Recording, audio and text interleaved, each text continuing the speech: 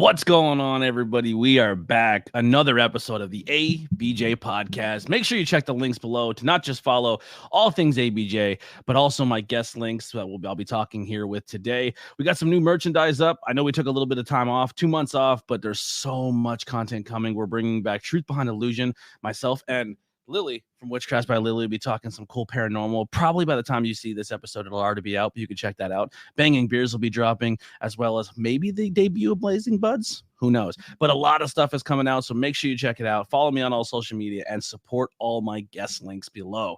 I'm not going to waste much time starting this one off. Very, very excited.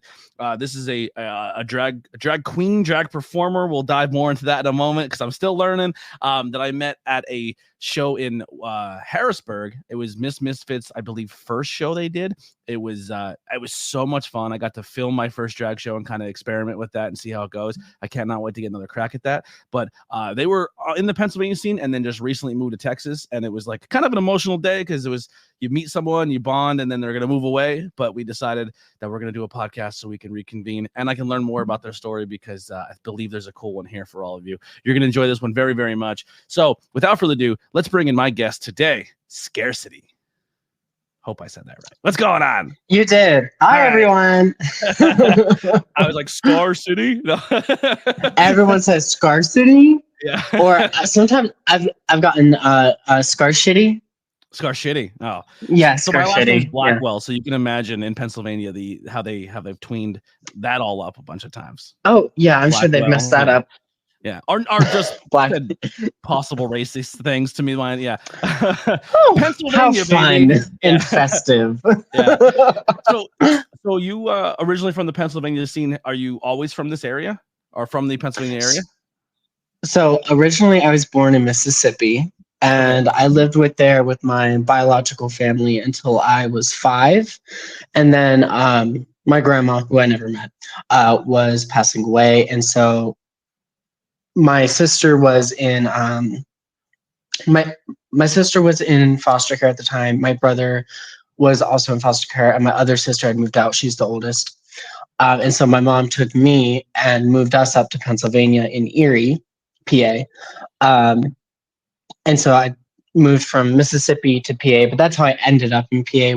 We ended up moving because my grandma was passing away, and my mom wanted to say goodbye to her, and so then we just kind of ended up staying. Okay.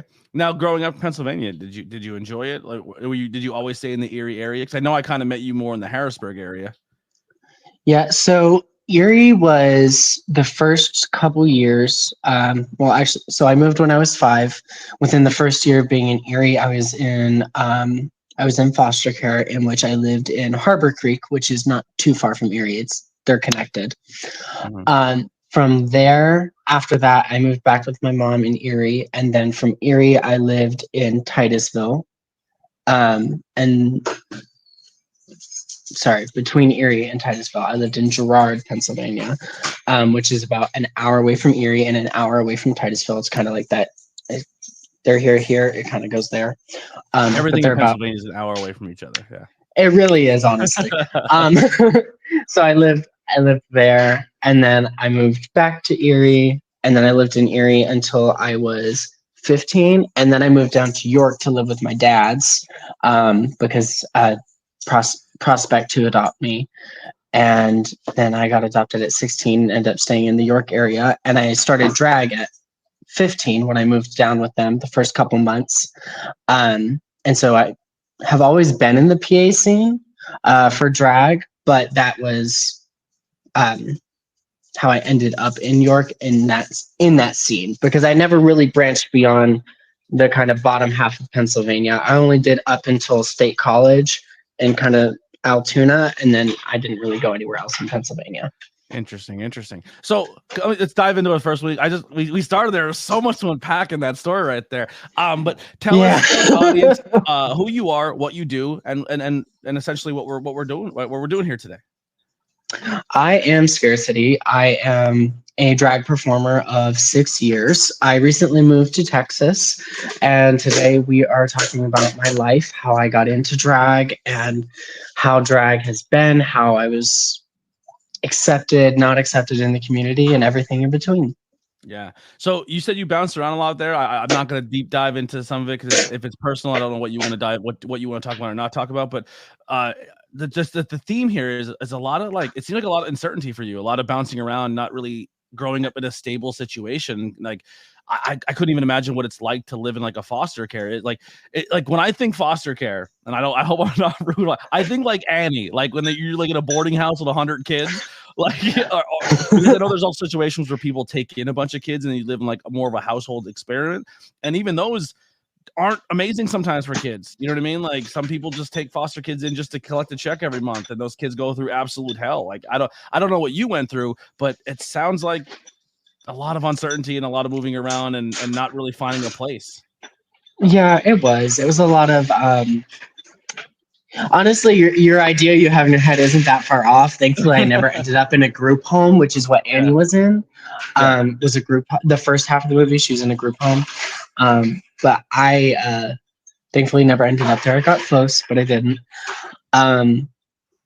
But the foster home I was in she took a lot of teenage boys, because teenage boys are the hardest kids to find homes for, because oftentimes, and I'm not going to say I wasn't like this, is like we're traumatized beyond belief. And so at the time that we're being in foster care, we can't regulate our emotions. We're incredibly violent. And I'm not excluded from that because I was like that. And so like you said, you imagine it would be hell. It was hell. I mean, like I couldn't even, I tried to do sports to like, find something for myself, and I really loved it. I loved doing track and stuff, but I had to fight tooth and nail just to get my foster mom to take me to practice or pick me up from practice. She'd like leave me at the school for like 2 hours at a time after practice was over. And I would just end up walking home for 2 hours because I'd be like, well, she's not going to pick me up anyway. Yeah. After a track practice, the last thing you want to do is probably walk or run 2 miles home. Yeah. Crazy. Now you said like you had grandparents, parents, dads later on that took you in. When you were in the foster care, did you still have contact with any family, brothers, sisters, anything? Were you completely isolated from everybody? I was pretty isolated. Occasionally I was able to contact people, or they would contact me. But for the most part, I just don't talk to my bio family. I talk to my sister, because she and I are close. But when I was in foster care, that didn't happen either. So I was pretty isolated. I didn't really have anyone, and I didn't have I had friends, but there are limitations to what friends can be when you're not having a family. You don't have, when you literally just don't have a family. Yeah. Now, finding your more permanent situation with you said your two dads, was that like the sigh of relief of like, oh my God, I found people who actually give a shit about me and like want me to be here, like situation? Yes, but it took a while to have that sigh of relief. It took years. I've been with them for 5 years. Actually, it's going on 6 years. I've only been adopted for 5, but I've been with them for 6. And I'd say for probably the first 3-4 years, I didn't really breathe that sigh of relief of like, oh wait, they actually care. You probably built up so many walls to protect yourself because, like I said, you were being bounced around all the time. Yeah, it was a lot. And I mean, having those walls built, it wasn't like they were just walls, because I feel like a lot of people build walls and it's really easy to scale over or break them down. Mm-hmm. And in a good way. I like, you connect with someone and you're able to just, but that wasn't the case. It took a really, really long time because they were reinforced with concrete, steel rebar. Like they had everything you could imagine to keep that wall up. And I mean, it was like taking a chisel and just chipping away little by little at it. And it was a really, really, really long, really hard process in which my dads had to show a level of patience I don't think most human beings could ever accomplish in their entire lives, truly. I mean, because I don't think anybody could handle me at my worst, and I was at my worst. Like, I really don't think a normal human being who wanted a kid would ever want a kid again after dealing with that. Yeah. Honestly. A lot of people look at like a troubled kid and they go, oh, there's nothing we could do here. They're just bad. But they never put themselves in that kid's shoes. Like just hearing small like we haven't even gotten crazy details about you, but I can feel your emotion. Like, and this is the emotion I felt with, like from you the day we met at the show. Like I said, there's something here. Like you've been through some shit. Like just talking to you, you could feel that come off you. I felt that energy at least, and it came through in your performances as well.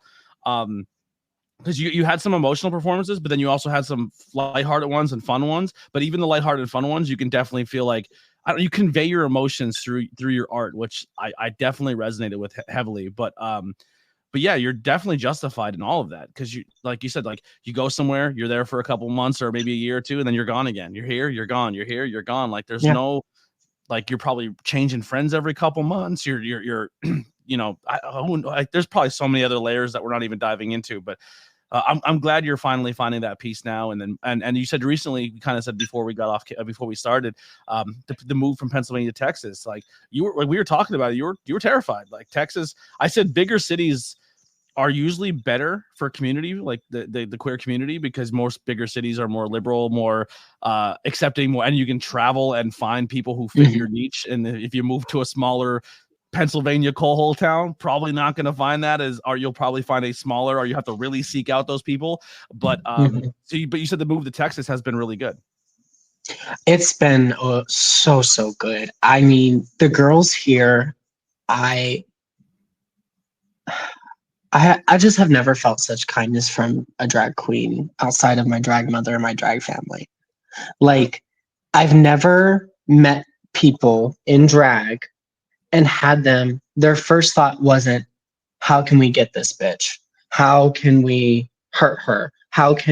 What about her don't we like? What's the first thing we hate about her? Let's talk, let's talk, girls. Let's figure out what we hate about her and then dig, like their first thought was, oh, she's pretty good. I want to get to know her. Oh, she's really funny. She seems like a nice, kind person. Not, oh, she's funny. She's trying too hard. Let's ostracize her, Yeah. And like, that's the experience I had in Pennsylvania. And so coming here is like, it's crazy to be already on a showcast a month and a half in. Red Roulette, I will shout her out because she runs the show at Luxor, Nader D Luxor Club. We are, it's a fun little time. And she gave me a chance right away. She didn't hesitate to give me, before I was even in Texas, I texted her to talk to her, and we set up for me to come join a competition they were having. I did lose. Pretty spectacularly a little bit, but it was fun and fine because when I lost, that's when she was like, do you want to join the cast in front of everyone? It was a great moment. But I contacted her and she gave me a chance before she even knew who I was. Before she even knew me as a person. What is a showcase? So showcast. Sorry. Showcast, I have a little bit of a lisp. No, you're good. No, it's my fault. I mispronounced it. Showcast. So like it's a weekly drag show that happens Friday and Saturday, and I'm part of that cast, and they cycle through different cast members. So like there's a set number of people for the cast, and there's so many people in each show.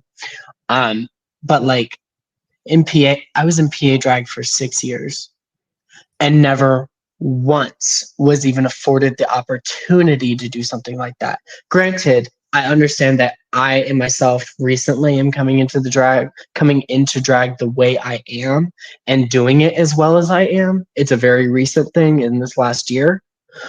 But the point being that she didn't even know who I was and still gave me a chance. And most of the girls I've met so far at Luxor and some of the other girls from neighboring towns and cities have been that way. They are not interested in my downfall. And it's so relieving because I feel like, oh my God, I can actually be myself around these people. And if I say something weird, they're like, girl, you're kooky. And I'm like, yeah, I'm autistic. That comes with the territory. I'm like, that comes with it. We got a little touch of the tism. Yeah, we all got a little touch of it. Some people get touched. I got fisted by it, girl. I love that. But yeah, so Texas has been wonderful. And also it's just so much more peaceful living day to day here than Pennsylvania. Outside of drag world, my life is also 100 times better. And you'll never have to shovel snow ever again. Oh, it's so nice. But you know what I do have to deal with? Dust and tumbleweeds. Yeah. And these and scorpions and there's these little spike things that grow in the yard, and they're these little tiny stalks, and they are fully circular. They're like tiny maces shaped. They're mace shaped with spikes, but they're super, super small, and they embed themselves everywhere, and they catch on all your fabric. Like a sticker bush almost, right? Yeah, they're a little bit different because I know the sticker bushes and PAs aren't like balls. They're like and they are balls, but they're a little softer. These ones are like hard. Like you bleed if you hit them hard, and they're everywhere. Oh my goodness. That is so annoying. But honestly, I would take that over the prickers in Pennsylvania any day, talking about the people. Yeah. So you said you got into drag. We'll kind of dive into this question. When did you fall in love with the industry? But I kind of want to tweak that. You said you got into the industry when you were 15. Now, yeah, I was afraid to tell people I played soccer because I was going to get made fun of where I grew up. So you're coming out at 15 and saying you want to be a drag queen. What is that? What is the process of that going like? Did you have like, now when I'm just going by what I see on TV and I hear the news, and I always I hear what I hear, and then I always like, that probably doesn't make a lot of sense, and then I try to listen from the other side. Did you have people telling you that like, hey, you're 15, you're being influenced, this is not what you really want? I was just sure like almost questioning is like your dreams because you're younger, and maybe saying you weren't like, when someone younger comes out and they say, oh, well, how do you know? Like these young kids are being influenced to being gay. I'm like, it doesn't work that way. I think at a pretty young age, you pretty well know. I know before I was 14, I was like girls, you know what I mean? Like that's just how biologically it works that way for all of us. But for some reason, when someone says they're gay at that young, like, what TV show are you watching? Like, you know what I mean? Like, funny you should say that actually. So I came out at 11 actually. When I was 11 years old. Good for you. I knew. And that was an experience. I wasn't living with my, obviously wasn't living with my dad's yet. I was living with a family member, and they were pretty abusive. They were pretty awful. And so that wasn't fun. But the reason I ended up in the industry at 15 was because I sat down with my dad's one night. This was in the first house I was in with them. We've moved twice since then. One was to get me into a better school district, and one was, of course, now to Texas. But I sat down with them because they were like, do you know what Drag Race is? And I was like, no, what is that? Now, mind you, it didn't come out of nowhere. It was like, I had already started doing makeup on myself and stuff, and I didn't know what to do, where to go with it. Like, I was trying to do things that you don't really do on like a boy face. So, and I didn't have any interest in doing boy makeup because like, it was that thought of like, I know what I want to look like, but I can't look like it as a boy. Like, so I don't know, but I didn't know where to go. I didn't know anything. Of course, it was completely in the dark. But my dads knew I loved makeup and everything. So one day they were like, hey, do you want to watch Drag Race? And I'm like, what's Drag Race? They're like, you don't know what Drag Race is? They're like, you're really like 3 months ago. they're like exactly. And it's like, no, what is this? And they're like, we'll think you'll like it. There are people who like wear makeup and stuff like that. And I'm like, oh, cool. Yeah, please. Yes. So then that night when we were eating dinner, we went upstairs and we were watching Drag Race on TV. And I remember watching it. It was Bianca Del Rio's season. And I love Bianca. I love her. And I love her because she was the very first thing I ever saw in drag. Very first drag, anything I ever saw was Bianca Del Rio. And watching her is what inspired Scarcity. I'm not funny like she is. Nowhere near. but I loved her bitchy attitude and the way she held herself, the confidence, the air she had about her on that TV. And I looked at my dad's and I was like, I want to be like them. Literally word for word. I was like, I want to be like them. I want to be like them one day. And I said, I'm going to be like them one day. And they're like, ha, ha, ha. And like, they were like going downstairs to get a drink or whatever. And I was like, no. I was like, they're laughing. I'm going to be like them one day. And so then what season was that? I think it was season 7 or 8. I honestly don't keep track that much anymore. Me and numbers aren't good. I don't know if I'm that far in yet. I think I don't watch it all the way through. I kind of pick and choose whenever Lily's watching it. But I think the season I was kind of waiting for is because I started season 1 and I was super excited because I got into Dragula first. And I was like, oh yeah. I was like, I don't think I can watch RuPaul's Drag Race now. And they're like, what do you mean? I'm like, I found if I was gonna get into a drag, this is probably as close as I'm going to get to being a perfect show for me. It's horror movies. Oh, absolutely. Yeah. And then I started watching RuPaul and I was like, all right, I appreciate this because I feel like it's like, you have to watch that if you want to learn about the industry. I feel like that's a staple. Like RuPaul is the go-to. I feel like I still want to do like a deep dive and learn like the history of drag and like where it comes from and stuff to educate myself. I haven't done that yet, but I've been watching the TV show where like RuPaul goes from city to city and trying to open her own club. AJ and the Queen. Yeah, watch that. It's so awesome. Cute. Yeah, I watched that. Like I'm diving in, but I obviously just like everyone else who is in the drag, everyone's been saying these names, and I started learning about like Trixie and I'm gonna fuck this up. I'm gonna say it wrong. She's gonna yell at me. Katiana. Am I saying that right? Katya. So I always say Katya. Zomlotskova. Yeah, Katya is probably my favorite of all of them. At every performer I've seen, that's definitely my favorite. But that's the season I really dove in the most because they're the two that I just watched their podcasts and stuff, and I was like, they're fucking hilarious. And I just love them. Yeah, but it's I don't know, it's fun. It's a fun watch. It really is. It's a cute show. I love it. But it inspired. Once I saw it the first time, I was like, I need to. And then I got involved with the Rainbow Rose Center, which is a local LGBTQ nonprofit that everyone in PA should support if they can, because they do a lot and they're really good people. And they really, you want to talk about people who work behind the scenes and make things better. Those people do. And I was on their board and the Rainbow Rose Center. Okay. I'm not familiar with that. I have to look into that more. Look them up. They're amazing. They have so many amazing resources and everything. But they were holding a little pageant thing, and it was really, really cute little thing. And it was me, Sarah, and I forget the drag king's name. But I was 15 competing in that little thing.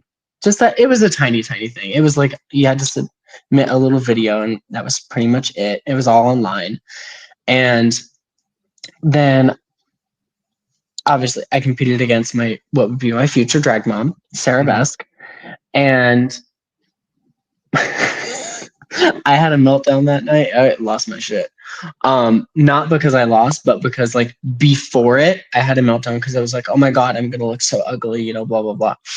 I did look ugly. But really? my brain didn't have your evolution of drag from then till now, like the look, because I feel like you've nailed your look now. Like your look is great. Oh God, the scarcity, what is it? The prefab of scarcity, who the thing that came before scarcity, because I used to be Miss Scarcity. Okay. She looks inbred. Just for lack of a better, she looks like her mama is her daddy and her uncle is her grandpa. Like,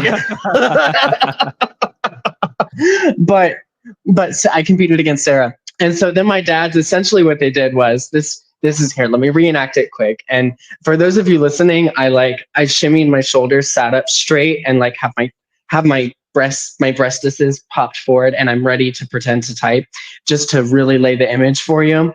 My dad's like, Sarah Besk, please help our poor son. He has no idea what he's doing. He looks like an animal. And then, and so the next week, like literally the next week, we were doing photos for me and Sarah because she won and I was runner-up, and there were only 3 of us, so there were only so many options. And so then she came over, helped me do my makeup, and I looked really pretty. I will say it's like it was one time in that whole 3 years of really, really bad makeup that I was like, you know what? Actually, I was like, you know what? I look like a cis woman, and I did, and I do, and I loved that picture. Now that I know, I didn't know going into drag that AFABs can do drag. Like female assigned at birth can do drag. I didn't know that was a thing. I didn't know drag kings were a thing until I started going to my first drag show, and then I went to a show, and I believe Miss Misfit's the first one that came out. I was like, wait. And they're like, what do you mean? I'm like, so the big game for everyone when I'm as a straight dude who goes to the drag shows, they're like, what do you? I'm like, well, of course they look pretty, like they're presenting female. I'm like, you know what I mean? Like, so I'm like, they do a great job. And then somebody comes out, I'm like, is that what really female? And they're like, no, that's. And I'm like, Jesus Christ. So it's like a mind fuck. What's exactly what is fun about drag? Pro wrestling, you're there to sell a character. You're there to sell a look, and that's exactly what drag's doing. And I remember when you first came out, I was like, because I remember I went to Miss Misfit show. I'm like, oh, maybe more. There's more AFABs that are coming, and then you came out. I was like, what's happening here? Yeah, no, it's so funny because at the club, it's really funny. So one of my friends at the club, he told me that so the boss who runs the club had come up to him when I was performing for the competition. It was like, is that one a real girl? Yeah. And I'm like, oh, you think I'm a real girl? Ah! Wait, hold on. What's that? I'm a real. He think I'm a real girl. Yeah. Literally. the Pinocchio. The Pinocchio voice. Yeah. Literally. Yeah. I'm a real girl. How did you land the name Scarcity? So I honestly just looked up pretty words that I liked. So I was thinking of words that sounded pretty to me, and then I landed on Scarcity. And then eventually my dad came up with the cuntiest line ever, and I love it to this day. But I always preface it with, my dad came up with this, not me. My name is Scarcity because there's a scarcity of good drag queens, and I need to fix that. Ooh, but I like that. But the real reason is I just thought it sounded pretty. Yeah. Now, I'm kind of going to dive back again real fast when it comes to your dads. When you were placed with them from the foster system, did they place you with dads because maybe knowing that you were out and you were probably having a harder time being out and being younger with other people, they felt like that was a better fit for you? So I actually made that decision myself. They didn't tell me that 2 dads was an option when I was in foster care. So the reason I actually spent so much time in foster care was because they never told me that 2 dads was an option for adoption. So when fucking wow, they never told me that was an option. You would have been accepted. You would have felt normalized as a human. Fucking. They wow. just assumed I knew that at 14. From 12 to 15, they just assumed I knew that, and were like, oh, well, he must know. And they were like, do you want to be adopted? I'm like, absolutely not. The last thing and the worst part is I wasn't even like, oh, I don't want a family, I'm fine. It was, I don't want a conservative Christian family to adopt me. Yeah, then I don't want someone, fucking one of those camps. Literally. Yeah. And not to say, I'm like, that's the last thing I want. Okay, I don't want that. And so then they were like, okay. And they never brought back well, what about 2 dads? And so then one day I'm sitting down with my caseworker at the table and I'm like, can I have 2 dads? She's like, what? I was like, if I were to get adopted, can I have 2 dads? And she was like, yeah, that's always been an option. I'm like, when were you going to tell me that was an option? I feel like caseworkers in these situations should be trying to find the best fit for that child. Yeah, well, and it was just crazy. I got a new caseworker after that, and she was amazing, beyond amazing.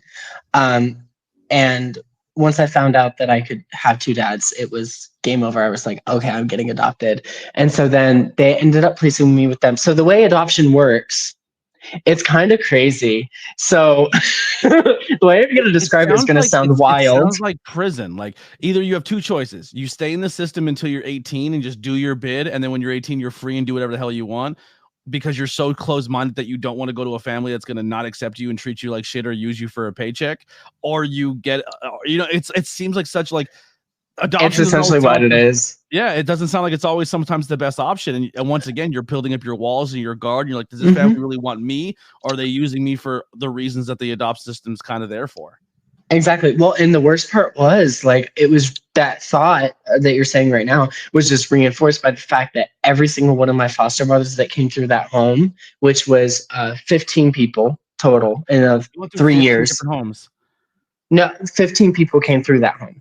Oh. I was actually in a stable home for a little bit, but it was an abusive home at the end of the day. Yeah. But every single one of them came from a family that they got adopted into and treated them horribly, and all their kids got taken that they were adopting. Yikes. So every single one of them were abused by their adoptive parents and their biological parents. So I was like, I don't want that to happen to me. And so I was like, okay, you know what? I'm good. I don't need that in my life. I'm going to be fine. But had I known that two dads was an option, I would never even thought for a day that they would do anything awful to me. And they haven't. They've been the best parents, literally, I think any human being could ever have. I know everyone likes to say that about their parents, but like, I mean it, because the relationship I have with my dads is like, and obviously now it's different because I'm an adult and I am going to school to start my career and everything, it's a different relationship now a little bit, but it's more open conversation. And not that it was ever closed, but most parents, I feel like, are so particular about their kids. Their kids have to be this way, do this thing, do this how, or they're really, really open and they're really, really strict on some things. And it's crazy, crazy ends of the spectrum in the same breath. And it's abusive at the end of the day. They never have done anything like that. And in fact, I would more say like, I'm getting off topic. Getting back to, please finish your train of thought. I, if anything, was so awful that I traumatized my dads, which feels really, really, really awful that like I was such a violent and volatile child that got into so many problems that I traumatized them. Like, I mean, I'm being very serious. I gave them PTSD. Wow. And so like living with them, I haven't lived with them for a year. I lived in PA on my own for a year, just moved down here. They've lived down here for a year.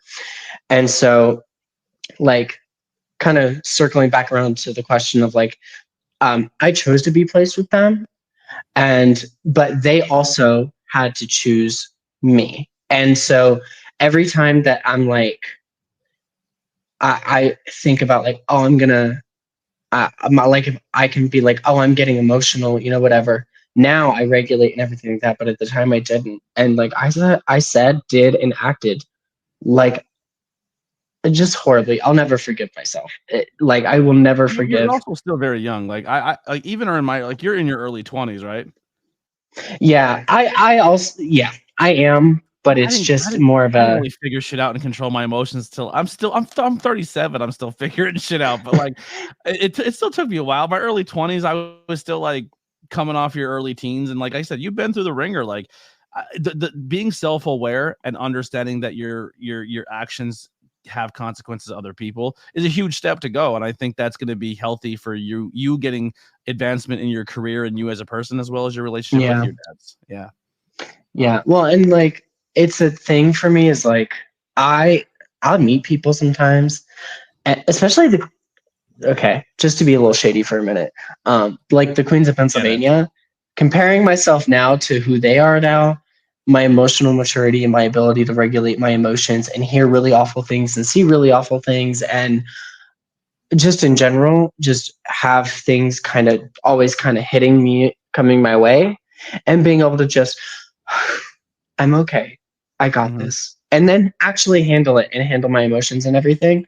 But it's like, I'm still on that journey, but I do feel like my ability to regulate and emotionally recognize things within myself is really incredible for where everything I've been through, where I'm at now, and only being 20 years old. But that is the beauty of therapy. Because my dad's got me into therapy and everything right away. They got me set up with a therapist, Alyssa. She is amazing. I absolutely can never have another therapist. It has to always be her. But anyway, back to your question. The funny thing about the adoption process is it's literally a convention. None of the kids are present. The caseworkers have about loads of 10 to 15 kids at a time that they're all working their cases. And basically what they do is they create this fake profile. It's almost like a dating profile. I'm not even going to lie. It's almost like a dating profile. And they have this paper flyer that they put on the table in front of them. And all of these adoption agencies from all over Pennsylvania, so it's probably like 150 or so adoption agencies, all meet up at a congregated area. They rent out a convention center. And then my perspective dark kicking in so bad right now. I know. I can't wait. Who's interested? Do you like how does this faggot look? Look at this one right here. Is that something you're willing to deal with? Yeah. So this one bites. Can you deal with that? Yeah, he bites and he'll steal your makeup. Literally. But it's crazy. And so basically you go in, you walk around to all of the booths, and you literally look at it's a combo. It's like dating profile meets auctioneer, low key. And so you go in, they have their flyer in front of whatever, and you're like, tell me about this kid. They're like, the caseworkers, blah, blah, blah, blah, blah. And then the parents like, well, I want this, in the child. Here's this child. We're going to match you with them for now. And if it works out, great. If not, we have more kids available that might work better for you. I can definitely see why the kids aren't present, though, because I feel like if the kids are present and if somebody is predatory, that would be a nightmare. They're gonna find a way to like, hey kid, like if they're good manipulation and they are not good people and good they're predators. Well, and also the emotion of the kids. You know what I mean? Yeah. Well, and also the emotions of the kids. Yeah. It's really, and it is really, and exactly what you're saying is like, it is a protection for the kids. They don't have a real names on there, nothing, just in case somebody were to like, you know. Yeah. But my dad's were late. Like really, really, really late. Like everybody was packing up late. And it is solely by chance that I still think about it and think about how lucky I am and how many forces had to be convening at that moment to make it happen. Because so there was this space, essentially.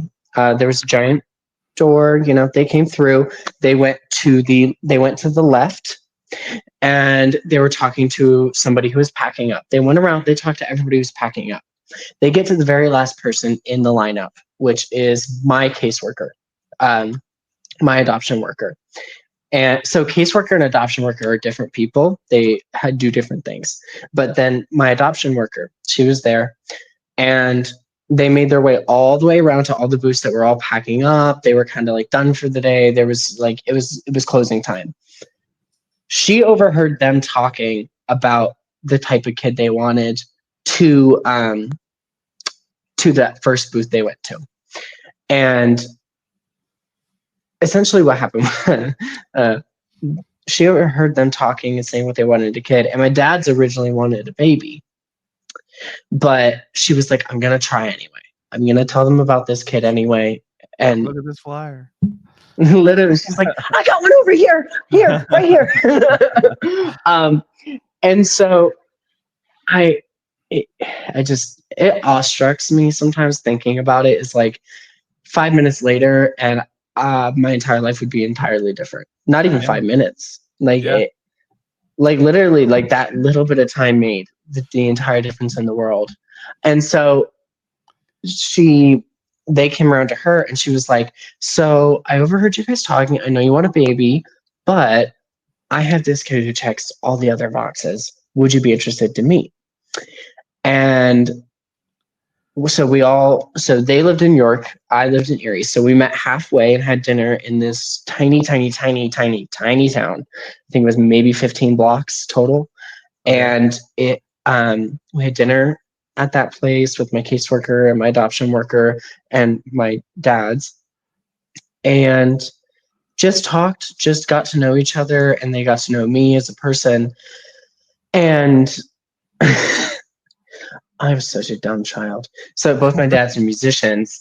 So I wanted to sing for them, because I was They're like, take them back. Literally, they're like, he can't hit a high C. We don't want it. But I wanted to do that.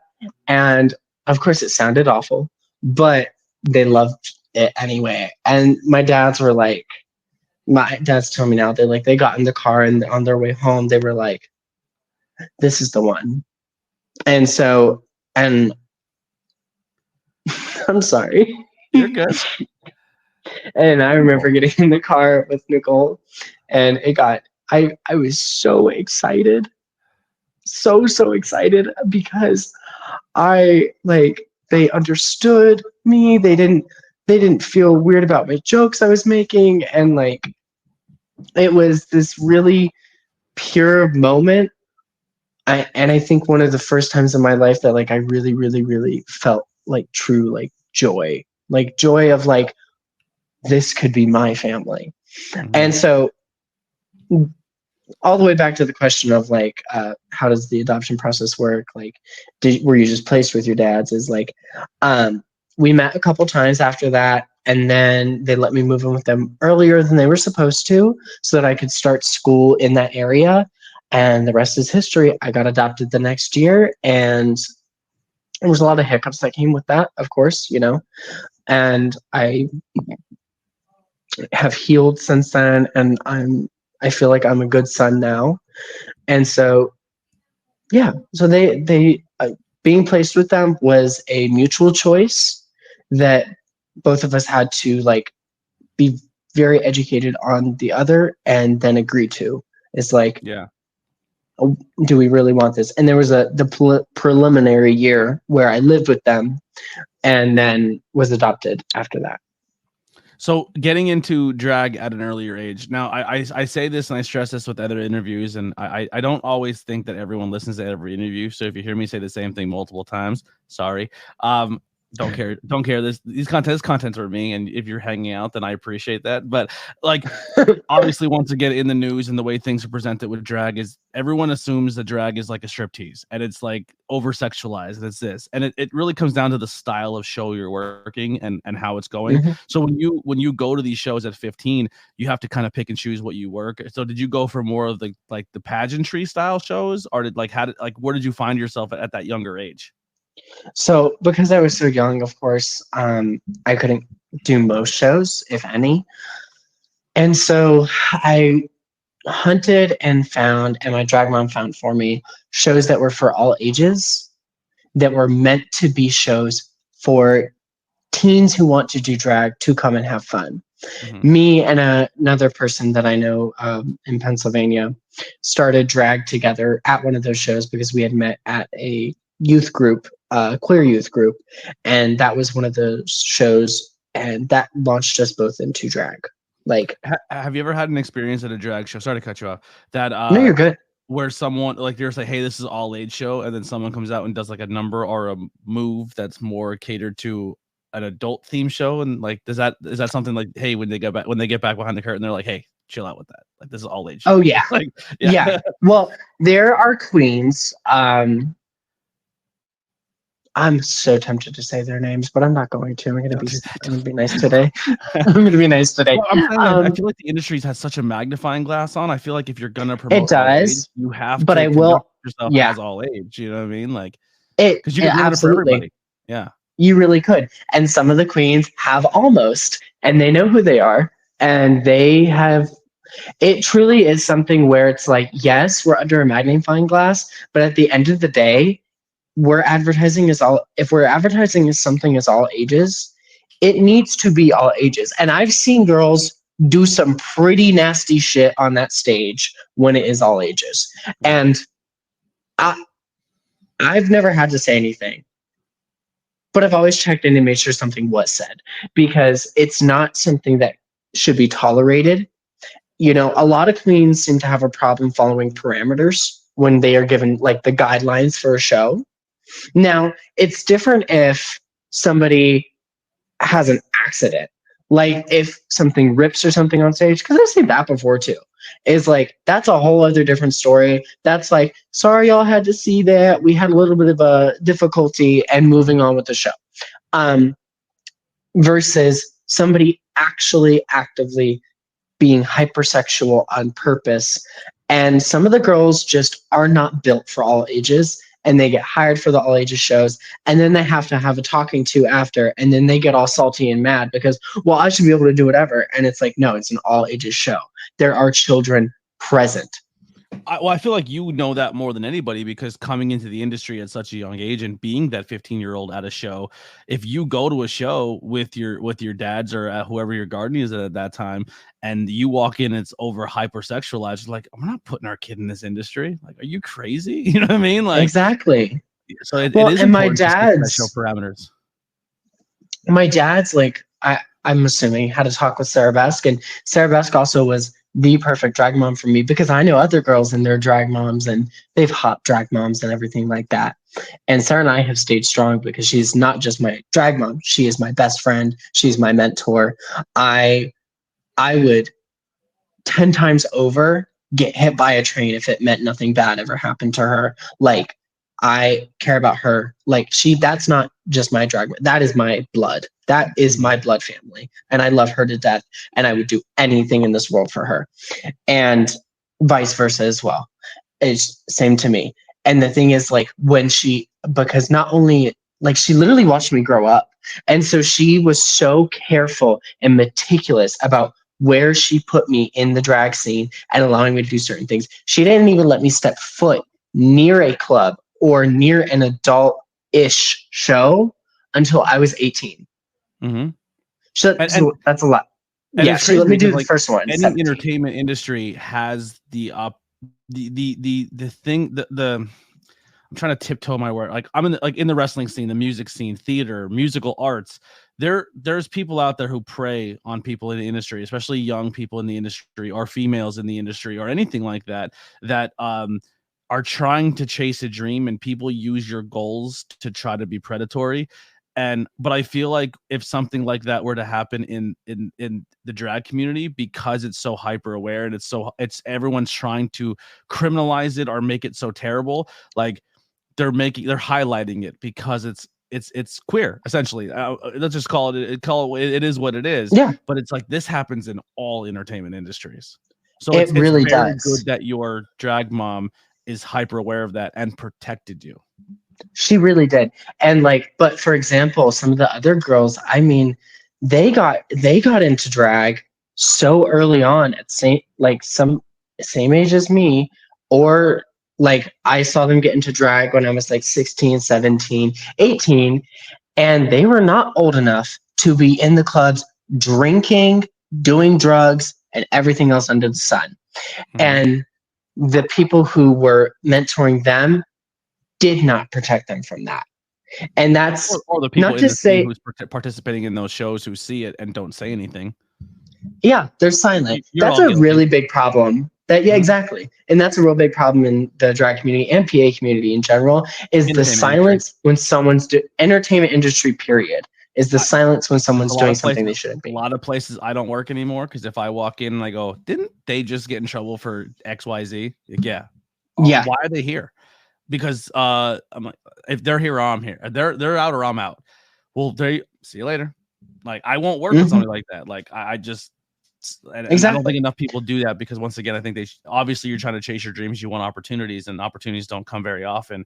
But my morals outweigh my career, if that makes sense. Yeah. Well, and my drag mom also was really, really, like, I mean, protective of me in a way that it was like, I never once felt unsafe when I was at a show with her. I knew if anything anyone said anything to me, I could go up to her and I could tell her. And there were plenty of times that I went up to her and I said, this person's hitting on me. It's making me uncomfortable. They don't know that I'm this age. Can you go tell them something? And she would tell them. She'd be like, we're not doing that.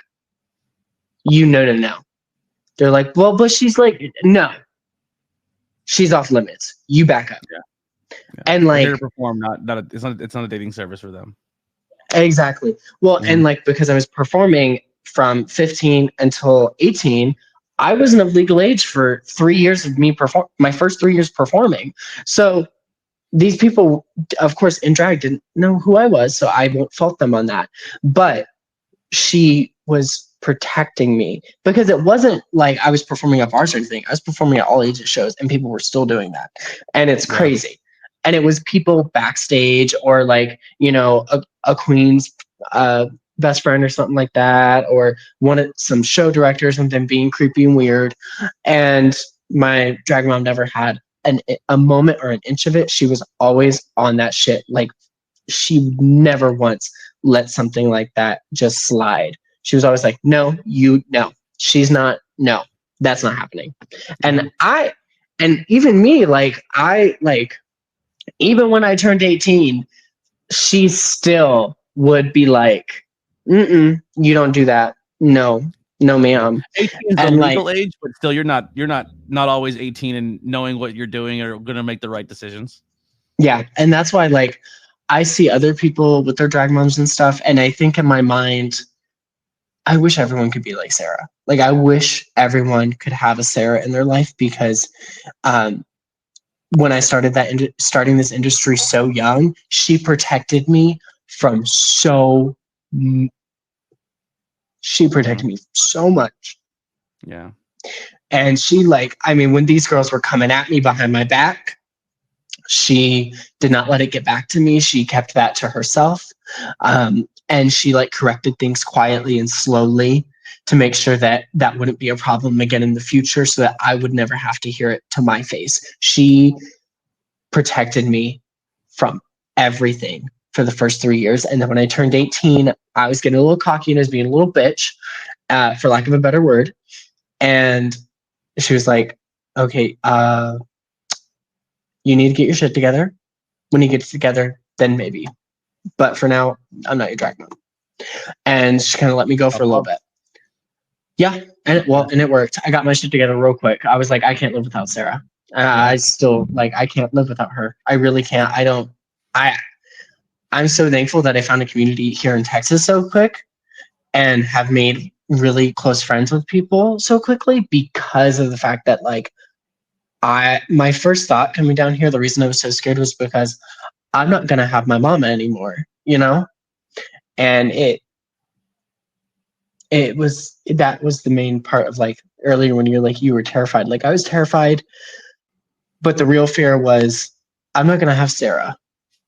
I'm not going to have Sarah to protect me anymore. And because she did all those years and even until today protected me from so much. And I'm sure there's so much that I'll never even know she protected me from, but I know in the back of my mind, I know that there's a lot that she protected me from, and she defended my name and did so much for me. And I'll never repay her for all she's done because I know she's done more than I could ever. Well, I ever know.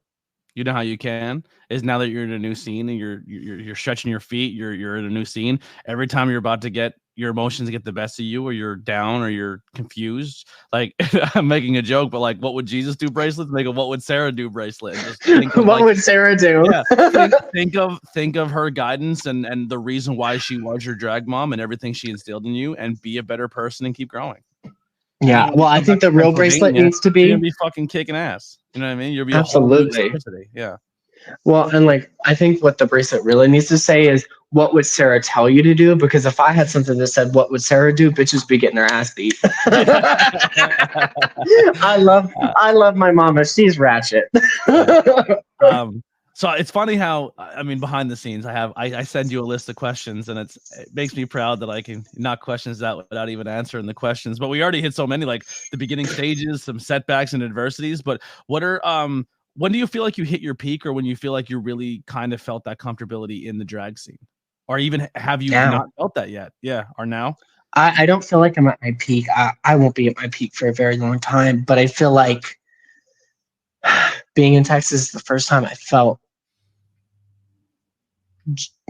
this is awful. And I hate talking bad about like PA, but I mean, honestly, it's not, it is my fault in some ways because, you know, I acted unruly a lot. And, you know, You're a kid.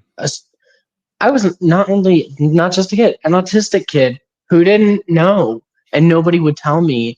And like as a kid, how to regulate your emotions or handle them properly. Exactly. You had no guidance most of your childhood. I'm like, exactly. And these girls didn't know that and they didn't care. And they still don't. And they never will because they're just not, they're not good people, a lot of them. Let's not say that. I feel like maybe this is why I enjoy my podcast and letting people tell their stories and appreciate when people are vulnerable and put themselves out there, because I think I'm growing a little bit of a eyes on my product when it comes to the drag scene and drag community and drag people, and I feel like people will hear this and hear your side and maybe hear a side that they didn't expect. I've had that before where I've had somebody I promoted, not in a drag community but in general, back when I did my old content, when I would just interview everyday people who weren't even chasing their dreams, just people who had their stories or going through things. And I remember I would post somebody like, did you know that they did this, and this? And I'm like, cool. And if they talk about it, listen to the story and see if you have a different opinion later. And you know how many times I had someone message me and say how bad the person was that's going to be on my podcast, hear their story, and then reach back out to me, then reach out to them and become friends afterwards? Tons of times. And that's a beautiful thing. I think my more thing is like I've gotten to know people, and that makes me very proud. It's really amazing, honestly. And I've never done anything like this before. And when I say that I think like they're bad people, I don't mean like they're bad people in the way that it's like, oh, you know, they always are doing bad things, making bad decisions. I mean, a lot of the girls, I had an awful experience. And like talking about like being at my peak, like I won't be at my peak for a long time, but the girls dampened my spirit. They put out my spark for a very long time. And I don't know if they realize they did that. And I think maybe a lot of them don't. I think a lot of them think I'm this cocky, stuck up, you know, rich cis guy who, you know, does whatever, however. But the reality is I have been homeless. I have been starving. I used to be very, very malnourished. I mean, bone thin, like you could see my ribs for the first 13 years of my life, and so on. Because when I came to my dad's, I was you still see my ribs. So 15 years is more like it. Like they don't know anything about my life. And I think the thing that I get angry about is that they never cared to, and I do. I have always made an effort, and it makes me like, in my mind, I'm like, yes, I understand everybody has their things and goes through them, but in the same breath, I have always made the active choice to try and be kind when I can. And other people don't have that same ability, and I understand that and recognize that. But like being in Texas has showed me that everyone's capable of making that choice. It's also a choice to treat me the way they did. And they also chose to treat me the way they did. And not to say like everybody's like that. It's literally like maybe 6 people that are in mind that really just put out my spark. But like people like Miss Misfit, Percy Darlin, Sarah Besk, Sybil, Tragedy Stackhouse, Ashley Jack Tabernacles, like, and many, many more those are my girls. Those are my community. And like, they made me feel amazing. But in PA, I never felt happy doing drag. Like, I loved doing it in private when I was in my own room and not on that stage and with the girls, where I knew I wasn't welcome and I wasn't wanted in a lot of ways. And now that I'm in Texas, it's like, whoa. This is what it's like to be happy. Crew as you were about to leave? Like, how did you come up with that crew of like that Harrisburg crew? So, I mean, the thing, oh yeah, Kiana. Oh, I love Kiana. Sorry, she just popped into my head. I'm just thinking about her. I just feel like that's a good crew. Like, It really is. They're amazing. I was at the show, and then I got to hang out with people after the show. And I think one of the things that really stood out for me, and I only remember one of the performers' names is Candy Bars, but there was a few other performers with them as well, drag queens. Yes. Who just showed up to show support. And I was like, that's dope. Like, I don't know. I can't, I'm not saying one crowd or one scene is better than the other, but I was really impressed with that Harrisburg scene and the people who gravitate around Miss Misfit. And I feel like genuinely, and they're normally Lancaster. They're good people. Yeah. Okay. They're normally.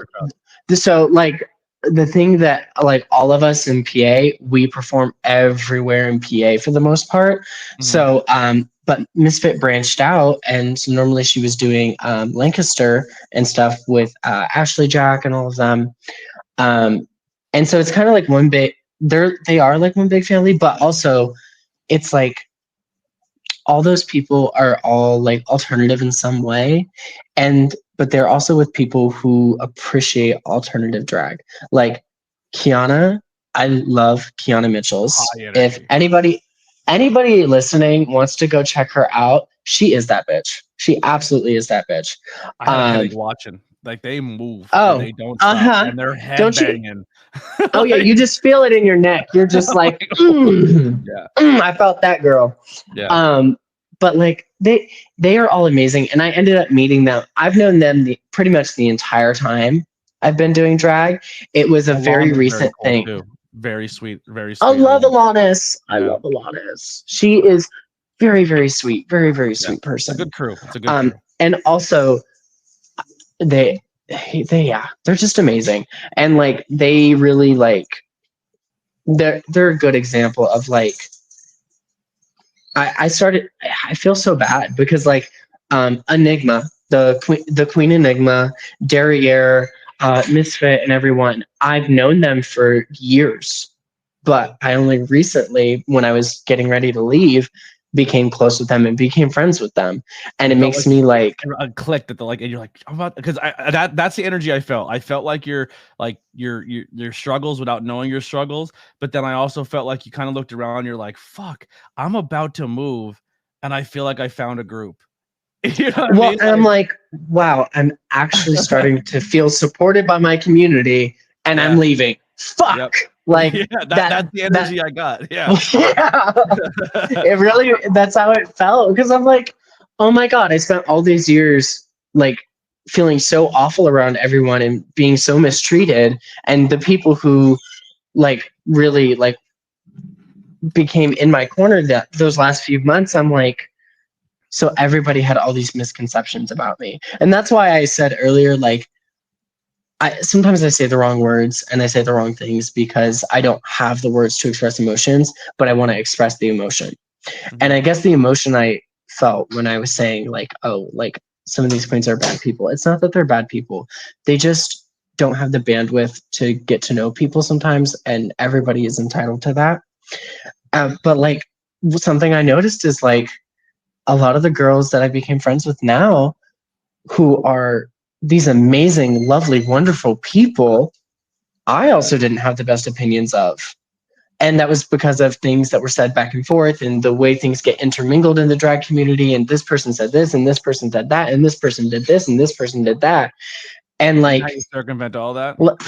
Go straight up to the person and have a conversation. Literally. Well, exactly and I what think we're doing right now, carry that throughout the rest of your. This person I heard does this, this, and this. Hey, I got a good vibe from you. I like you.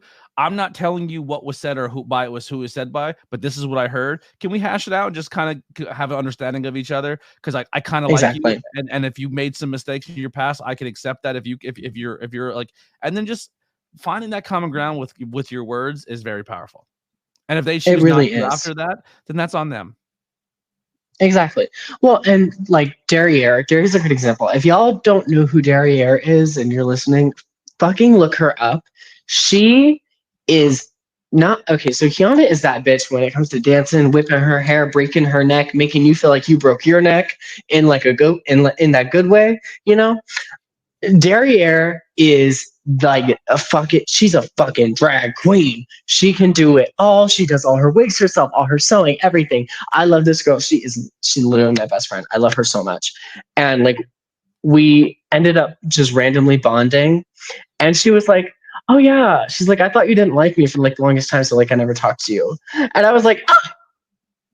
I was like, she was like, what did I do? She's like, oh, well, this one time, like, she's like, anytime you saw me. So this is what I mean by like my autism often like got in the way of everything.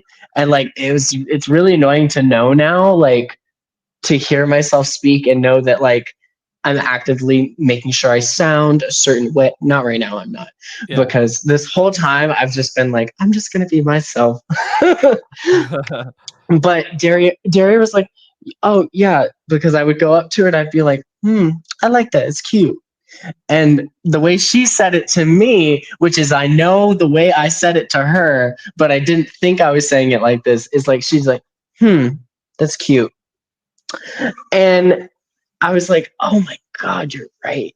And so like when I was becoming friends with these people, it like kind of opened my eyes to like, yeah, so that is like partially my fault that those views were about me that way. It was kind of my fault too. But like I became friends with these people the last couple of months and like realized like, wow, you guys are really amazing people. And I remember like I would see Derriere and I would just be like, I just want to be her. I just want to be that good one day. I think I and like she on Instagram, they have a fucking cool ass look. It's very pop. I know. It's like their makeup like is like pop art, and I fucking love it. It's very what's his name? The artist from Pittsburgh that does the Campbell soup cans. Oh. No. Warhol, not Warhol. Pittsburgh artist. He does like the pop art. I don't know. Very pop art. I'm honestly not sure. Oh, I'll find it right now. I don't have a Jamie pulling things up for me. Pittsburgh artist museum. Because I went to the museum when I was there. Andy Warhol. Yeah, Warhol Museum. Warhol art is very like it looks. They literally look like they're from a Warhol drawing. I'll pull something up. Go ahead. You finish your thought. I'll put it up in the room for us to look at. I honestly, I think I don't know what my thought was. I'm like, no, you're good. I'm one of those people. The second my mouth shuts, my brain stops. Yeah, I'm the same way. ADHD goes on. I go on a tangent. ADHD go burr. Yeah. Yeah. So Andy Warhol's very like he got a lot of shit for his art because he'll take like a legit piece of art and then just kind of pop the fuck out of it. And he got a lot of criticism because he didn't make sometimes original stuff. It was already previously used photographs or previously used things. But every art is different. But I'll put some Warhol up. But yeah, actually I'll just put a photo of Derriere up as too. I'll give them a shout out because absolutely they are amazing. To find a photo that's not I want to say not appropriate, but like one that that justifies it because there's so many good ones here. Yeah, I know her Instagram is so well done. I just love that girl so much. Also, the Queen Enigma, she's one of my friends as well. I mean, that girl's a drag queen. I helped her do a pageant before I left. I made some costumes for her, and it was such a healing experience. Like I never told her this, and if she listens to this, I want her to know that like she helped me heal before I left. Like her Derriere, Majesty, being able to kind of hang out with everyone and not feel like an outsider, not feel. What scene are they from? Like what area? So right now Enigma's York, but she normally she normally does like Lancaster, but they do like the whole South Central PA. So all of us who like I've talked about and I'll miss everyone, we don't have like a set area. Mm-hmm. We have areas that we might normally perform in, which for Misfit is like Harrisburg, Lancaster area. And for like Kiana, she'll do Lancaster, Harrisburg, York, a couple other places, but like, and same here, but everybody else, like Sarah and everyone, we go from all the way up to State College. I haven't done State College in a long time, all the way down to PA, so like whole South Central PA. Wherever there's a drag show, we get hired, we go. So there's no like set area or anything. Like here in Texas, it's different. Like you are like because I live in Lubbock, I am a country. Like uh-huh. You put so the like UK in Texas. Like it's fucking massive. Isn't that crazy? Yeah. And so like I'm a Lubbock queen. I'm primarily in Lubbock. Even if you travel to Dallas a lot, you're always going to be a Lubbock queen because you live in Lubbock. Now, if you move to Dallas, then you're a Dallas queen. And it's really, really interesting because in PA, it's like, well, I'm not really from I just kind of go everywhere. Yeah. So here's some Warhol art. So like the Campbell soup cans, like I love. Or they'll take like one piece of art and then flip the colors a whole bunch of times. This is like another. Oh, those are cute. I love that. The Marilyn Monroe. Oh, that's cool. So this is where I was saying I got a lot of the. Oh my god! She's hot. That one's sexy. Ooh. I don't know who they're in the photo with. They have a fucking great look too. I know. It's Derry. I miss you so much. If you're listening when this comes out, I miss you so much. I know. She's amazing. Rogue, of them just as Rogue from X-Men. But let's just also do this. We talked about right now you're going to cosmetology school, correct? So you're trying to better your craft. Show up to school one day like this. Oh, one day maybe. I think you have the makeup down. I think you do a great job. Thank you. I really am proud. This is a Lily photo. I love that photo of me. It's my favorite. I use it for everything now. All my promos, everything. I use that because I'm like, I love it. And it's like this dress is super sick, and it has like you can't really see it in the thing, but like that waistband is all like teeth, and then on the chest piece is a mouth with the teeth and an actual like tongue that if you feel it, it feels like a real ass fucking tongue, like it stretches and everything. Yeah. Right? It looks wet and it's crazy. It's like I was like, I wonder if I can get a silicone tongue, and I got it, and I was like, oh, this is so cool. And I was like, oh, it stretches, and I was so excited. And then like being able to use that in the performance like that was like so awesome. That thing is now an art piece. I don't wear it anymore. That was the first and only time it'll be worn. Well, that's a set of earrings. Oh, and oh my god. Okay, so I have 7 more, and I'm about to make some earrings out of them now. Thank you for that. Because what is their drag name? And Enisec? I'm gonna say it wrong. Insect, but it's like but it's EN. The wrong person. No, it's not. No. Insects is a completely different person. I thought they use it as well. No. Sierra, but she's also a drag queen. She did the last Miss Misfit show. Her thing is she dresses as like bugs. She does like a bug gimmick, different bugs, but she makes jewelry. So I actually have a cracker earring that they made. That's cute. They also made this tongue, and then when she bought it because like after your dress, I was before she bought it before, but yeah it's so anyway. I might have just broke that. So he just broke that. He just broke that in front on camera. Can't even lie about it. Caught in 4K. Caught in 4K. How about it? Two more looks I want to put up real quick. Another one of that dress real fast. You can see the tongue in that one. There's also a picture of me eating pussy on it. Lily's. Oh my god. Yeah. And then there it is. There's like a spooky. And those are real chicken feathers, by the way. Really? They're from an old friend of mine. Her mom was like, "Hey, I have all these chicken feathers from our pet chicken." Mind you, that chicken his feathers needed to be something beautiful because he's full of evil and spite. He is possessed by the devil. And he knows he runs that house. That's the crazy part. He's lives a better life than any of us ever will. And so she collects his feathers because he molts, and he's like, he's a beautiful rooster. And so she had bags upon bags of feathers. And I was like, I'll take these, I'll use them one day. And then a month later, I had the show coming up for Fang Around that unfortunately is not happening this year for Chronicler's Nut.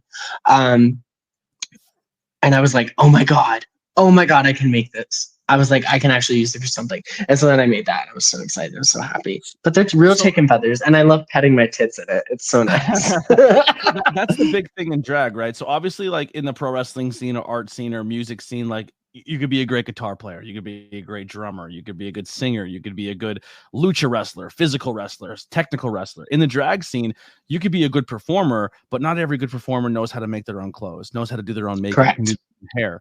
What would you say is your strength in your drag when it comes to like, this is what I know how to do and I help other people with theirs, like their hair, their makeup, their clothing? I can make my own stuff, because I know in the drag scene too, it's not frowned upon, but I guess you're more respected if you make it yourself instead of being store-bought, I guess they say, or like. Yeah, well, it's not so much buying it that is the issue. It's more when you're buying things that are like just buying some fast fashion. Not to say that it's not something that you can do, because when you're a baby queen, you're more respected if you can make it yourself. I wish that were the case. I wish it were. At least here.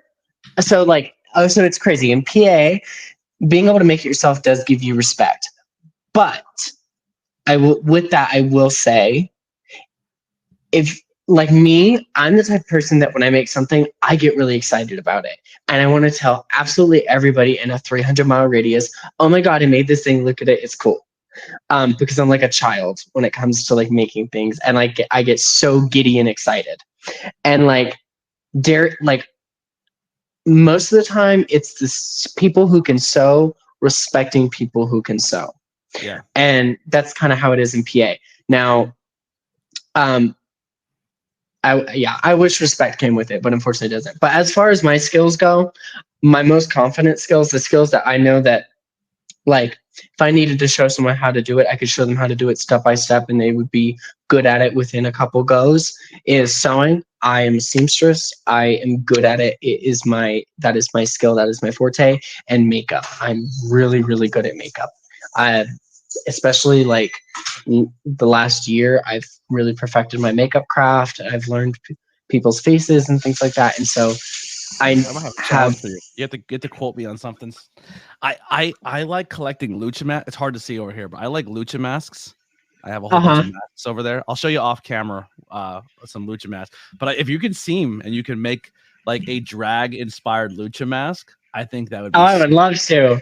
Yeah. I did something like that for a performance down here, except it was a paper bag over my head. And it had like drag makeup all over it with vinyl. Yeah. And then I like revealed from the paper bag with the vinyl and like did my ponytail. There's a video of it on Instagram. I just seen someone wearing a similar dress on a drag performance that you were wearing in Harrisburg, where it was like the red, almost it like a sleep, like when someone goes to bed with like the red. Oh yeah. And then you opened it and it turned into like a dress, and then underneath was like another outfit. I just seen someone like on a major drag show wearing something similar to that. That's one of my favorites. That was actually the very, very first like actual outfit I ever sewed and made for myself. Well, and it was like something very similar. I was like, because I think me and Lily were like, we've seen that outfit before. That's cool that you made that, and now someone else is doing something similar. That's actually really cool. You'll have to send me a link to that. RuPaul season 5, someone did something like that. That's what she just told me. Oh, that's cool. Yeah. I wonder if that's where I got it. I probably did in the back of my mind. What? Oh, wait. Are you talking? Oh, Caught in the Act? Caught in the Act, yeah. Cool. Yeah. Because we were watching, I was like, oh, Scarcity had something like that. It's not exactly similar, but it was like it was close. The idea of they didn't have the secondary outfit underneath. I think it looked like it was sleek and slimming, and then when they opened up their arms, it like widened out. I think that's the way it went down for them. Are you talking about Violet Chachki's look? Maybe. That's I'm where she's walking down the runway. She opens it and it's plaid. Yeah, I think so. Yeah. Yeah, that's Violet Chachki's. She that is personally, that is volumes above what I made. But like, I like that you thought of me when you looked at it. You're like, oh, Scarcity did something like that. Because I idolize her. She's amazing. Well, that's a great segue. Who are some other role models and influences you have in this industry? So like I said, I really love Bianca. I love her humor. But over time, my humor has become more of a Katya kind of humor. I'm the same way. And that, like, I say some really weird I say like things. something like I'm gonna get canceled. Like you can't make a joke about that. But I Oh, yeah. make myself feel comfortable when I'm uncomfortable with my humor. I don't mean harm. I don't mean to hurt people's feelings with it. But sometimes a joke needs to be said to lighten the mood. You know what I mean? Oh, And I think absolutely. Katya does that very well. She really does. I mean, some of the shit she says sometimes is so wild. And like, because it's Katya, I'm like, you know what, girl, you're right. You're I'm right. gonna be honest. My recent commentary, like this weekend, I did my first like 2 back-to-back shows in wrestling commentary. So if you ever watch wrestling on TV, the people who narrate and tell you what's happening while you're watching, that's what I do.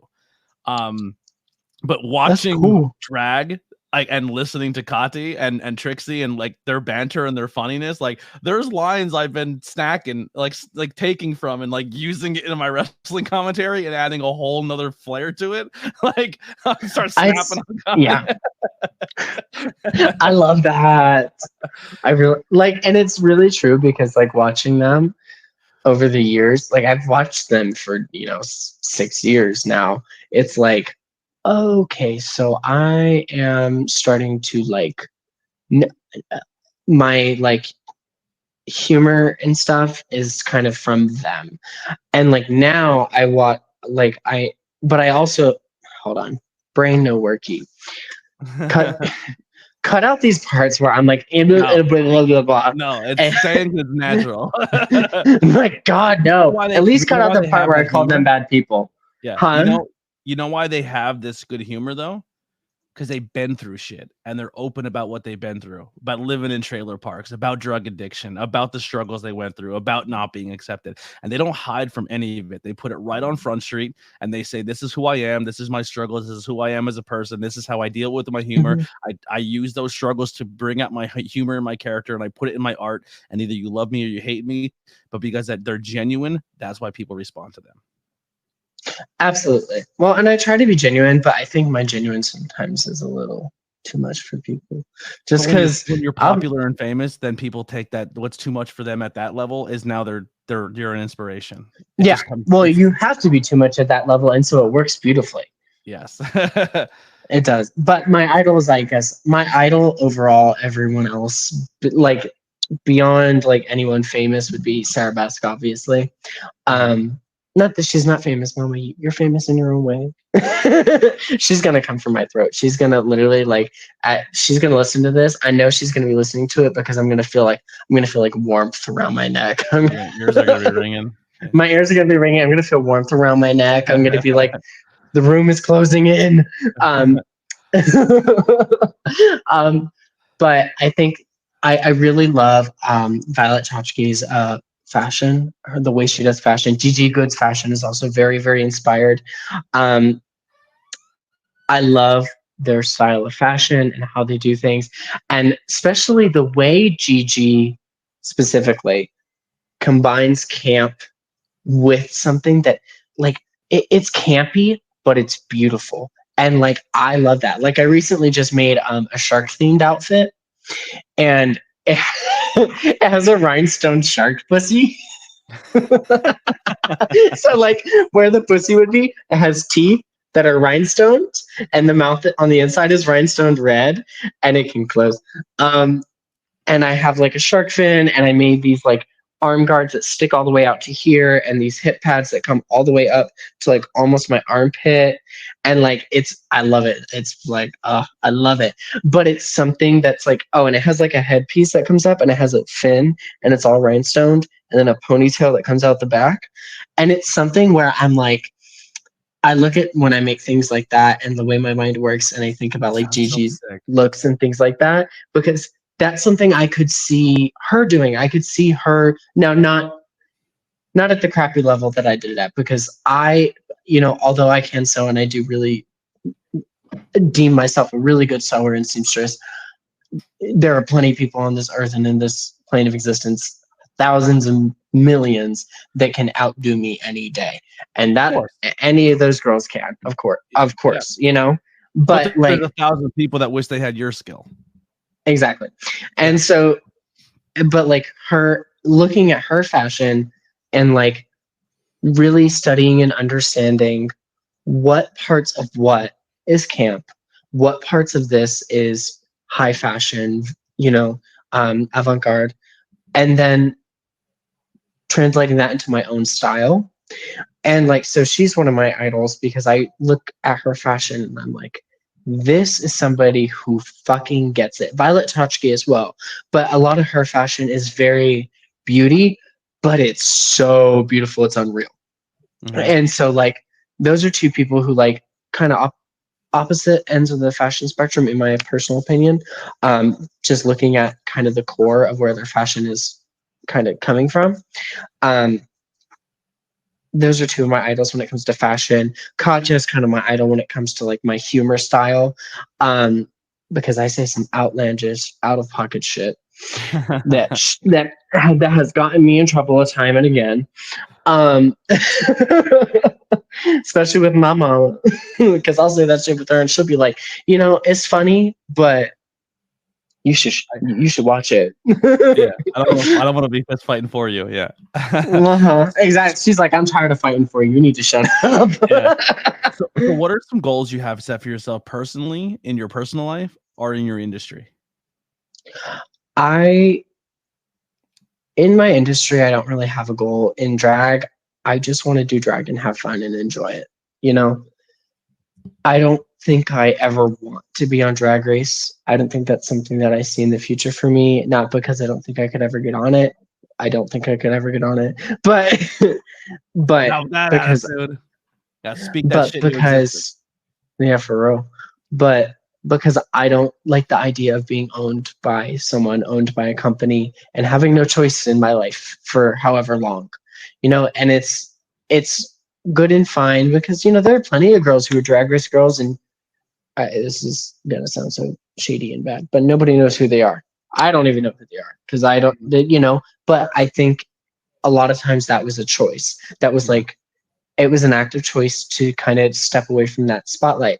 And like, I don't know if I ever want that spotlight put on me. Like, yeah, I do drag, but unless I could absolutely hide my boy identity and only ever be Scarcity in the public, I would never do Drag Race. I don't think I ever could because it just wouldn't be a good fit for me, for my life. And in my personal life, my goal right now is just honestly as simple as I just want to finish beauty school.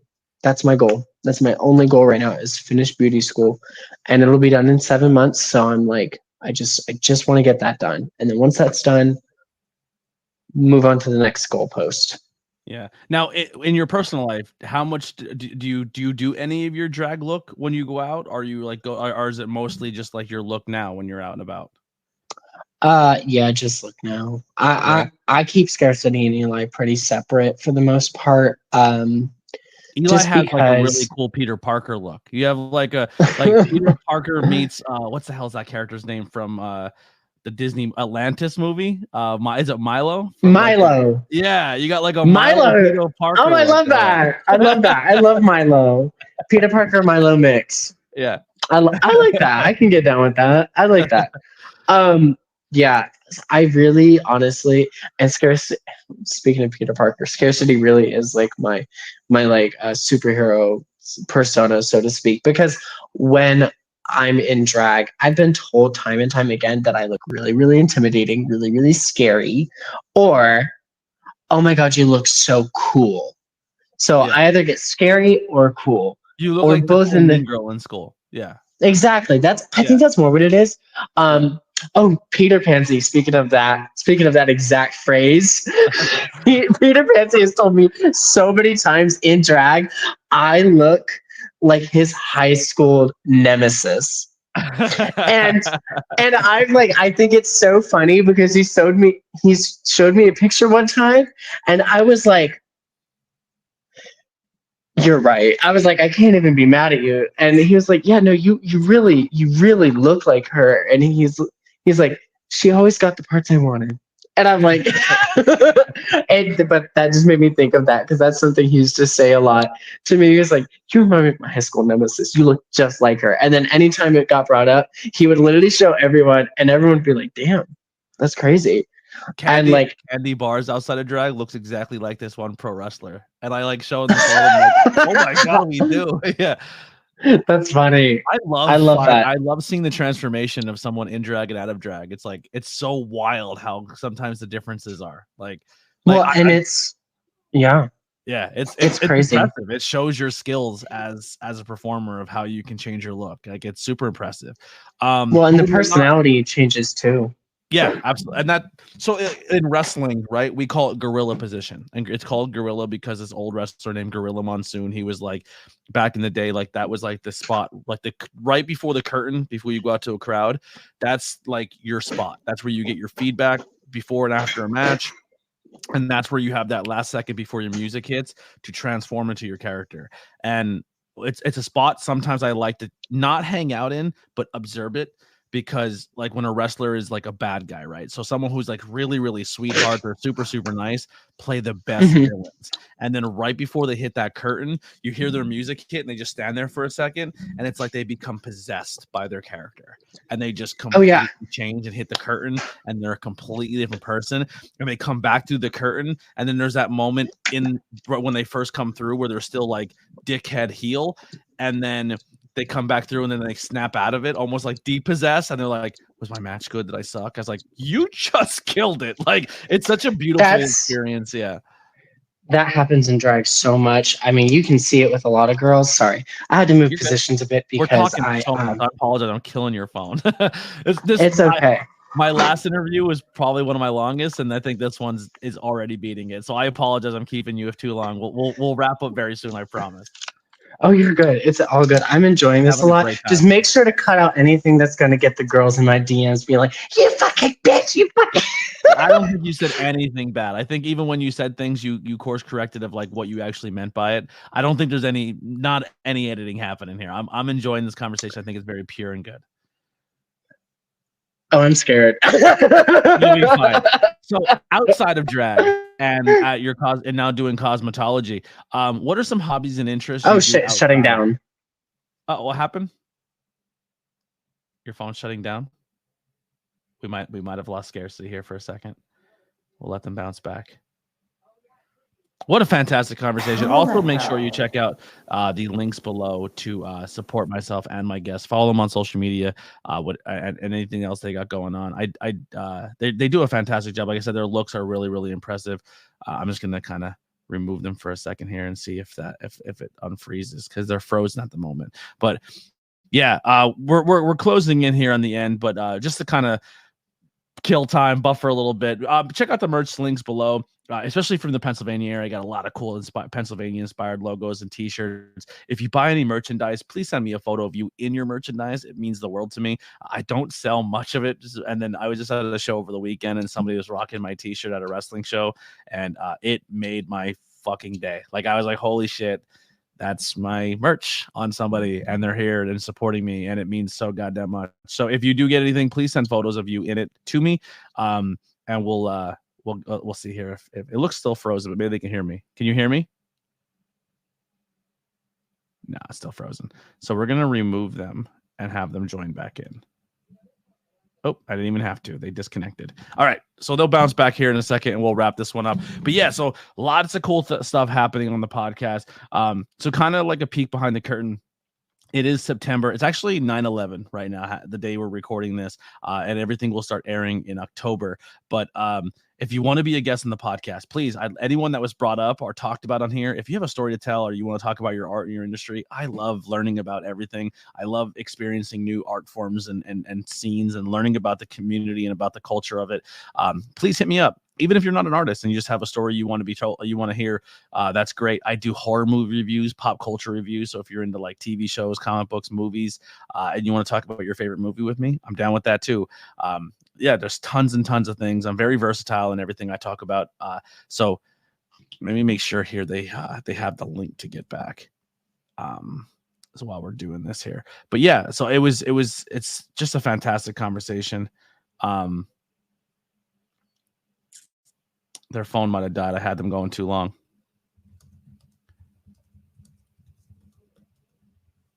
All righty. See if they pop back in. But yeah, I'm just going to kind of filibust. But yeah, so we have the links below if you want to be a guest, as well as the merch pages and ways to support myself and my guest. So social medias are blowing up. I think close to 1,000 on Facebook. So that's pretty cool. Our Facebook page is ABJ. So tons of great things. We have a Discord community. If you want to join the Discord community, I actually put a page on my Discord community dedicated to LGBTQ and drag performance and art. So anyone can go in there and share their performances or upcoming events and have people or some of your stuff, and people will support it. We have a really cool community that talks about everything that we talk about on this show, whether it be pro wrestling, music, movies, art, horror, everything. It's all there. But yeah, so I'm just really excited to really take this content to the next stage. I have some interviews coming up that will be done in person, so it won't be through Zoom calls. I got my new cameras I've been working for a very, very long time. I'm very, very happy with them. I'm still learning them. I did a couple 5 questions with them, and the mics I still fucked up here and there. So work with me through my troubleshooting and my issues here and there. But like I said, I feel like I'm hitting a stride in my content that I'm ready to really, really flourish and blow up and do cool things. But yeah, I'm really, really pumped for the future of this channel. And I appreciate all of you guys for hanging out and enjoying this with me. So our guest should be back here momentarily, and we'll bring you right back as soon as I come in. All right. Little technical difficulties. They froze. We're back. Scarcity's back in attendance. We all don't know how to shut the hell up. We killed the phone. Seriously. Yeah. So the last thing I was asking is some hobbies or interests you have outside of your industry. So when you're not doing cosmetology, when you're not doing drag, what are some things you like to do to unwind? Things you're into?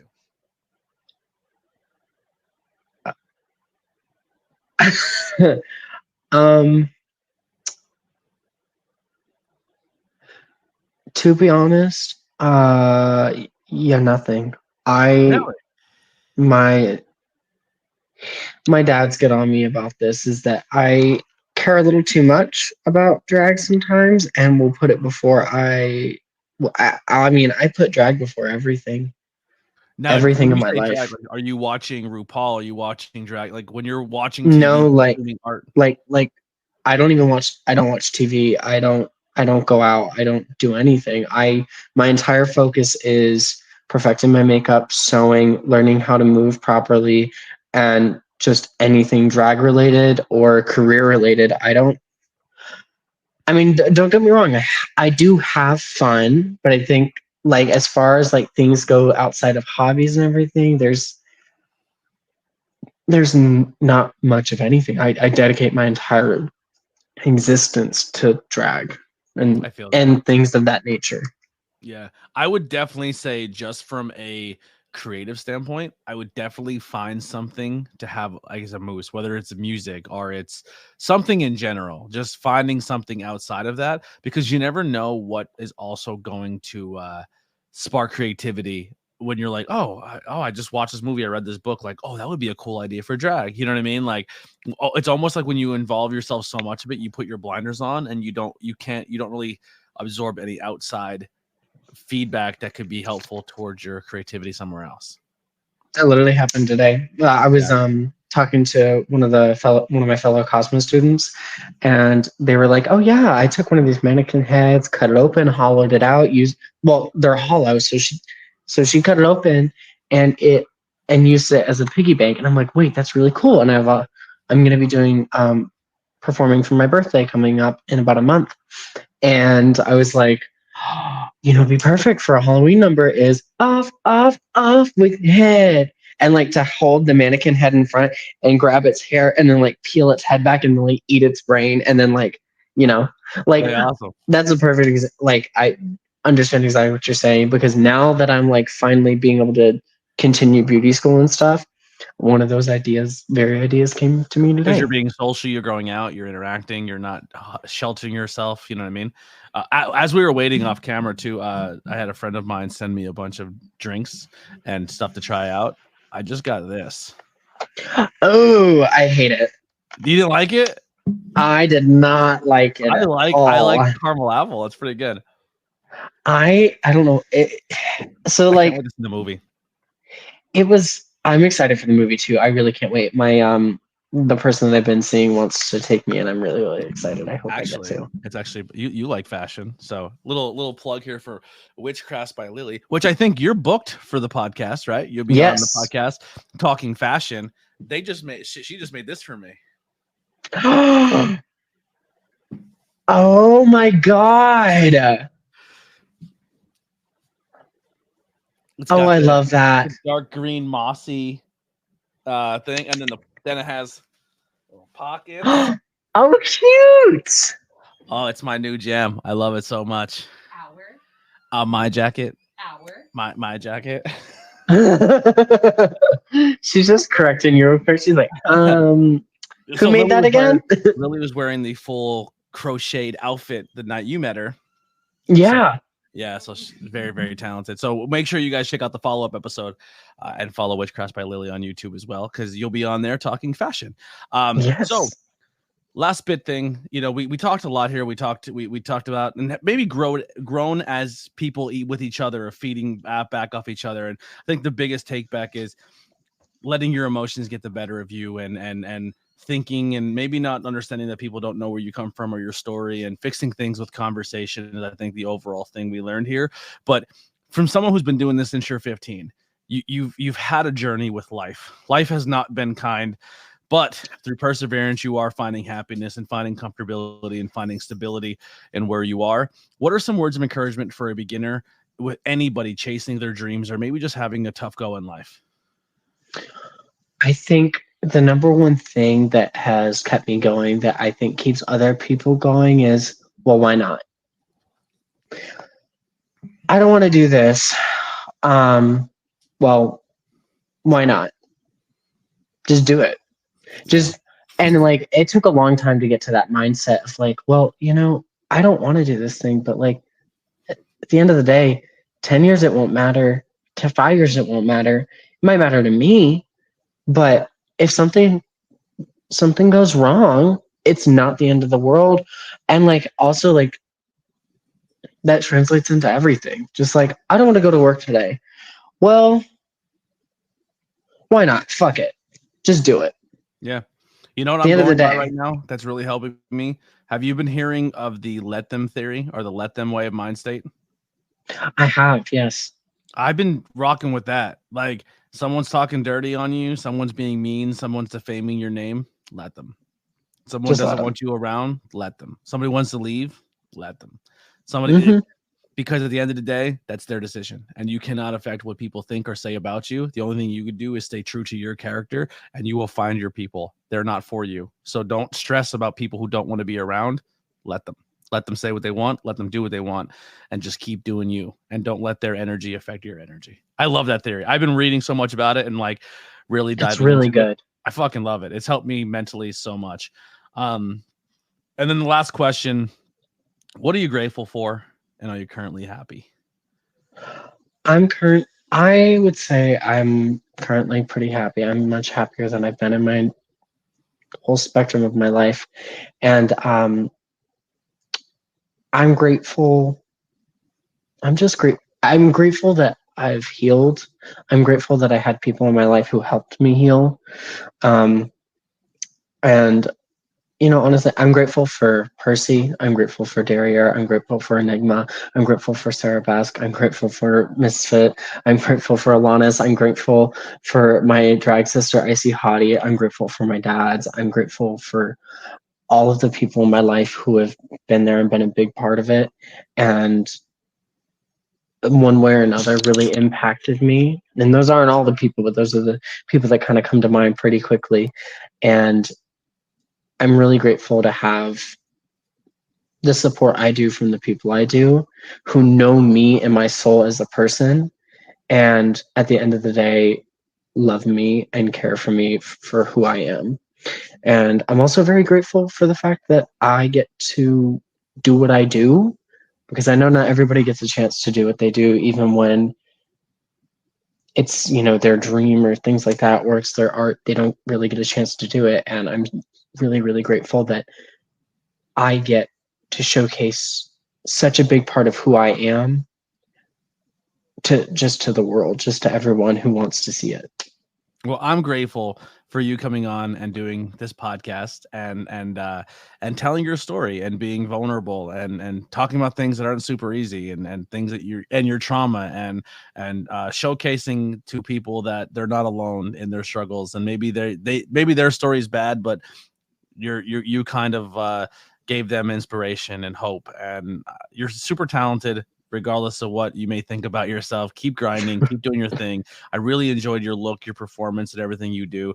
I'm very thankful. I'm glad you found yourself in Texas. And I know the PA scene wasn't kind for you, but I think you found a good one before you left. So come back and hang out at some Misfits shows and come see us up in this Absolutely. area. I definitely, we got to reconvene again. I love you to death. Seriously, you're a good person. Thank you. Keep grinding. I cannot wait to keep seeing this journey.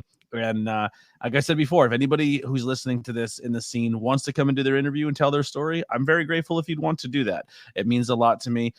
Where can people find and support you? Everyone can find me on Instagram at I am Scarcity. That's IAMSCARCITY. And on Facebook, Eli Scarcity, ELISCARCITY. And that's it. That's all I got. Do you have any merch or anything as of right now? I don't, because I've never really honestly, I've never gotten into merch. I need to at some point, but well, if you get any art done of yourself or anything like that, let me know and I can help you set up some online stores. I have some myself, and if you ever get some cool stuff, so like I want more drag merch. I think it's really cool when people do like the cartoons of themselves as the drag in their some of the things. So like I have my oh my god, yes. I'm still finding a place to put them. I love them. Yeah. So if you get anything, let me know. I can help you set some stuff up. But thank you so much for your time. Sorry I kept you so long that I killed. No, thank you for having me. Was this your first podcast? Yeah. I've never done a podcast in my life, so I was so excited. I'm like, oh, this is great, because that the way I just said that sounded off. Yeah, but it is great. I'm like really excited. I can't wait. Yeah, we'll stick around a little bit after the music, and once it goes recording, I'll say a proper goodbye. But thank you guys so much for hanging out, listening, enjoying this story. Please reach out to Scarcity on social media. Tell them tell them what you thought of the interview. Maybe if you heard this and you had some bad thoughts or experiences, reconnect and say, hey, I'm glad you're doing well. Build those bridges again, because life is too short to hold on to those weirdness and those negative thoughts. Everyone's out to do a job. Everyone's out to be entertaining. Everyone's out to change the world. But we kind of talked about it off camera. I think the biggest thing in the drag scene is realizing that there's a big section of the world who doesn't accept you for your art or for you as people. So the last thing that we should be doing, or you should be doing in your art, is holding each other back or hating on each other, because in the grander scheme, you're pretty much all you have right now. So why ruin your scene when you're the main ones trying to change the course of history? And I think we handle more things with love and respect, I think all of us will grow. You know what I mean? Love that. And that goes for any industry and any sport, any type of entertainment. It's not just a drag scene thing. It happens in wrestling. I'm guilty of it. I hate on people without having a conversation. I think we just all need to be better, as artists and as our performers. I know there's competition, but there's healthy competition. You can still be in competition with somebody because they inspire you, and not try to hinder them or hurt them. And that's a big takeaway from this conversation as well. We'll see you guys next time on the ABJ Podcast. Here's some music by the Converse Kid. We'll see you soon.